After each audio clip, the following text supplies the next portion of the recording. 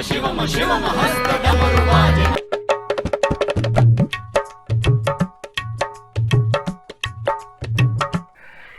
यदि विवाह रेखा सूर्य रेखा को छूती हो, अब हम विचार करते हैं।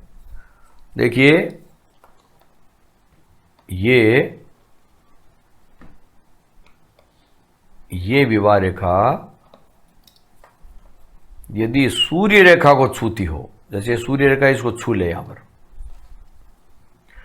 तो विवाह धनी परिवार में होता है, संपन्न परिवार में होता है।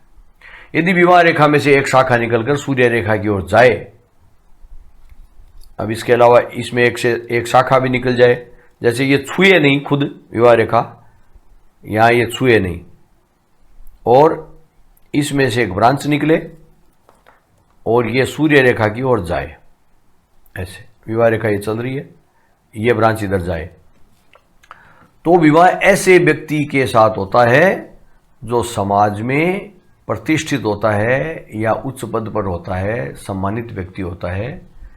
ऐसे व्यक्ति के साथ विवाह होता है और वैवाहिक जीवन भी सुखी और समृद्धि वाला रहता है। यदि विवाह रेखा आगे बढ़कर सूर्य रेखा को काटे, अब बात यह है, ये छूने की बात नहीं है, अब ये विवाह रेखा आगे बढ़कर सूर्य रेखा को काटे, तो जैसे विवाह रेखा चल रही है, ये आगे बढ़कर सूर्य रेखा को ऐसे काट दे, तो व्यक्ति विवाह के पश्चात व्यक्ति की पद और प्रतिष्ठा में हानि होती है, अपमान सहन करना पड़ता है। अब रही बात, चंद्र पर्वत से कोई रेखा निकलकर भाग्य रेखा में मिले, तो जैसे ये चंद्र पर्वत है, यहां पर, यहां से कोई रेखा निकलकर यदि भाग्य रेखा में से मिल जाती है, तो व्यक्ति का ससुराल धनी परिवार में होता है और ससुराल से सहयोग भी उसको मिलता है। यदि मंगल पर्वत से कोई रेखा निकलकर मस्तिष्क, भाग्य और हृदय रेखा को काटते हुए बुध पर्वत पर, अर्थात सबसे छोटी वाली अंगुली पर जाकर समाप्त होती हो, तो देखिए मंगल पर्वत से कोई रेखा निकले, ये मंगल पर्वत है, यहां से कोई रेखा निकले, मस्तिष्क रेखा और भाग्य रेखा, हृदय रेखा को काटते हुए यहां पर बुध पर्वत तक आए और वहां पर समाप्त हो, यहां से एक रेखा यहां तक आए, मंगल से बुध तक, तो विवाह विच्छेद हो सकता है, वैवाहिक जीवन बहुत ही कष्ट वाला, कटुतापूर्ण होगा। जिनकी विवाह रेखा पतली हो और महीन हो, तो ऐसे व्यक्तियों का जो वैवाहिक जीवन है उसमें कोई उत्साह नहीं होता है, नीरसता रहती है। स्पष्ट विवाह रेखा हो और उससे कई रेखाएं निकलकर हृदय रेखा की ओर जा रही हो, जैसे ये हृदय रेखा है, ये हृदय रेखा है, और इस हृदय रेखा की ओर इस विवाह रेखा से कई रेखाएं निकलकर जा रही हो, तो जीवन साथी का स्वास्थ्य खराब रहता है, जीवन साथी का स्वास्थ्य खराब रहता है और वैवाहिक जीवन में झगड़े होते हैं। यदि विवाह रेखा जो ये है, इसके आरंभ में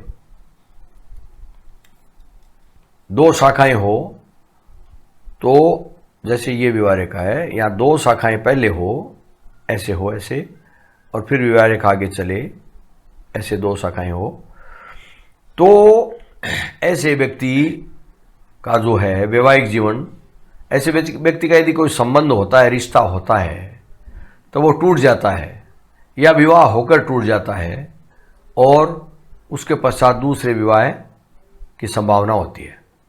गहरी और गुलाबी रेखा वैवाहिक जीवन में मधुरता लाती है। यदि ये रेखा गहरी हो, गुलाबी हो, तो ये मधुरता लाती है। अब देखिए, हृदय रेखा और कनिष्ठिका उंगली के बीच को 50 वर्ष माने, जैसे ये दूरी है, ये कनिष्ठिका उंगली है इधर वाली और ये हृदय रेखा है, इस दूरी को ऐसे, इस दूरी को 50 वर्ष मान ले। और उसके बीच में अनुपात से देखें कि कहाँ विवाह रेखा है, उतनी ही आयु में विवाह संपन्न हो जाता है। यदि मध्य में हो तो मध्य आयु में, विवाह की सामान्य आयु में विवाह संपन्न हो जाता है। उसका अनुपात निकाल लें आप। कनिष्ठ का अंगुली और हृदय रेखा के पास छोटी छोटी खड़ी रेखाएं हो तो विवाहिक संबंध जो है तय होकर टूट जाता है। आप इस बात का ध्यान रखें, यह जो विवाह रेखा है, यह विवाह रेखा यदि यहां मध्य में है तो सामान्य आयु में विवाह है, यदि यहां ये हृदय रेखा के पास है तो शीघ्र विवाह है, और दूर है तो देरी से विवाह है। इस प्रकार से ये होता है। अब ये जो हम विचार करते हैं, कनिष्ठ का अंगुली है, ये यहां पर छोटी छोटी खड़ी रेखाएं हो ऐसे, और हृदय रेखा के पास भी यहां छोटी छोटी खड़ी रेखाएं हो, तो ऐसे व्यक्ति का वैवाहिक जीवन संबंध तय होने के पश्चात टूट जाता है। ऐसे व्यक्ति का रिश्ता टूट जाता है, या विवाह होते ही विवाह टूट जाता है। यह अच्छा नहीं माना जाता है। विवाह रेखा आगे दो भागों में बढ़ती है, जैसे ये चल रही है और ऐसे दो भागों में बढ़ गई और फिर जाकर यहां पर वापस मिल गई, दोनों शाखाएं एक दूसरे को काट दे तो कोर्ट द्वारा तलाक होने की संभावना होती है।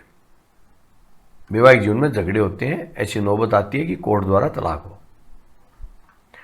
तो इस प्रकार से आप ये देख सकते हैं कि जो है एक स्पष्ट, लंबी और गहरी जो विवाह रेखा होती है उसका महत्व अच्छा होता है।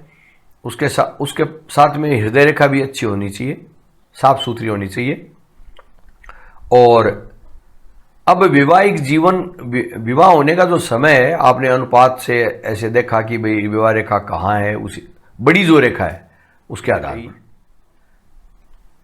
उसके अलावा भी कई प्रकार से हम देख सकते हैं। भाग्य रेखा चल रही हो, विवाह रेखा मौजूद हो, हाथ में विवाह रेखा हो, अच्छी स्पष्ट विवाह रेखा हो।